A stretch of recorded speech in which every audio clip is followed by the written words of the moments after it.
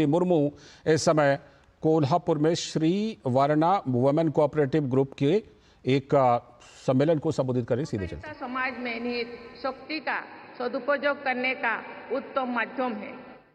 इसके सिद्धांतों संविधान के परिकल्पना न्याय, एकता और भाईचारे की भावना के अनुरूप है। जब अलग अलग वर्ग और विचार के लोग सहकार के लिए एकजुट होते हैं तो उन्हें सामाजिक विविधता का लाभ मिलता है।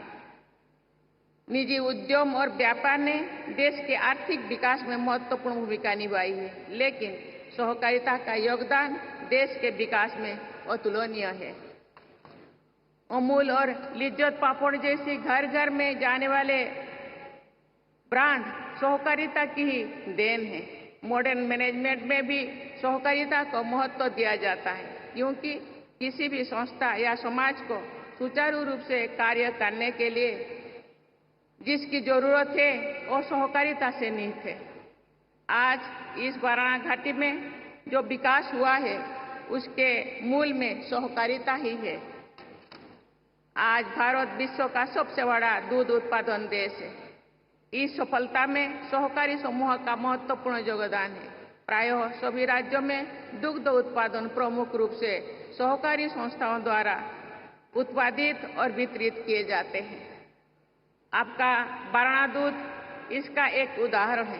केवल दूध ही नहीं, उर्वरक, कपास, हैंडलूम, हाउसिंग,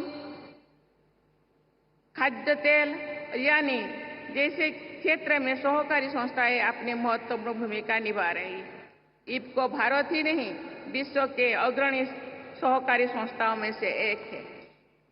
सहकारी संस्थाएं न गरीबी दूर करने हैं, खाद्य सुरक्षा और प्राकृतिक संसाधनों के प्रबंधन में अहम भूमिका निभाए हैं। लेकिन इस तेजी से बदलते हुए समय में सहकारी संस्थाओं को भी अपने आप को बदलने की आवश्यकता है।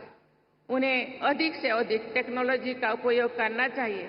साथ ही मैनेजमेंट को प्रोफेशनल बनाना चाहिए। देवियों और स्वजनों, आज हमारे देश में 8.5 लाख से अधिक सहकारी संस्थाएं काम कर रही है। महाराष्ट्र और गुजरात में तो सहकारिता की जड़ें बहुत ही मजबूत है, लेकिन सहकारिता की पूरी क्षमता का अभी भी उपयोग नहीं हुआ है। कई सहकारी संस्थाएं पूंजी और संसाधन की कमी, गवर्नेंस और मैनेजमेंट तथा कम भागीदारी जैसे संस्थाओं से जुड़ी रही है। मेरा मानना है कि अधिक से अधिक युवाओं को सहकारिता से जोड़ना इस दिशा में महत्वपूर्ण हो सकता है। युवा गवर्नेंस और मैनेजमेंट में टेक्नोलॉजी का समावेशन कर उन संस्थाओं का कायाकल्प कर सकते हैं। सहकारी संस्थाओं को नई नई क्षेत्रों जैसे organic farming, storage capacity building, eco tourism में भी आगे आने का प्रयास करना चाहिए। भारत सरकार का मानना है कि देश में सहकार से समृद्धि आएगी। सहकारी आंदोलन को मजबूत करने के लिए वर्ष 2021 में सहकारिता मंत्रालय का गठन किया गया है। इस वर्ष के बजट में भी सहकारिता क्षेत्र के सुव्यवस्थित और सर्वांगीण विकास के लिए नेशनल कोऑपरेशन पॉलिसी लाने का प्रयास रखा गया है। प्राथमिक से लेकर शीर्ष स्तर की सहकारी समितियों ने सहकारी आंदोलन को सशक्त और मजबूत करने के लिए और भी अनेक प्रयास किए जा रहे हैं। विभिन्न योजनाओं के तहत सहकारी संस्थाओं को वित्तीय, तकनीकी और प्रशिक्षण संबंधी सहायता दी जा रही है। सभी संस्थानों को इन योजनाओं का अधिक से अधिक लाभ लेना चाहिए। किसी भी उद्यम का आम लोगों से जुड़ाव उसकी सफलता का असली राज होता है। लोकतांत्रिक व्यवस्था और पारदर्शिता सहकारिता की सफलता के लिए महत्वपूर्ण है। सहकारी संस्थाओं ने उनके सदस्यों का हित सर्वोपरि होना चाहिए।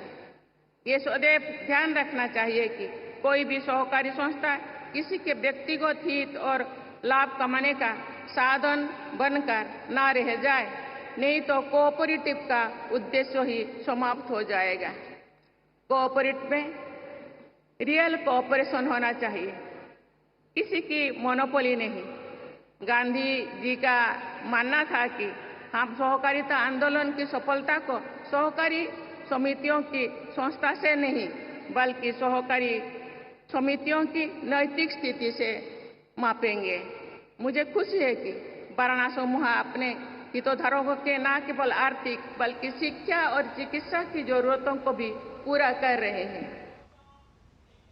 ये सीधा प्रसारण आप महाराष्ट्र के कोल्हापुर से देख रहे थे। राष्ट्रपति द्रौपदी मुर्मू इन दिनों महाराष्ट्र के दौरे पर हैं।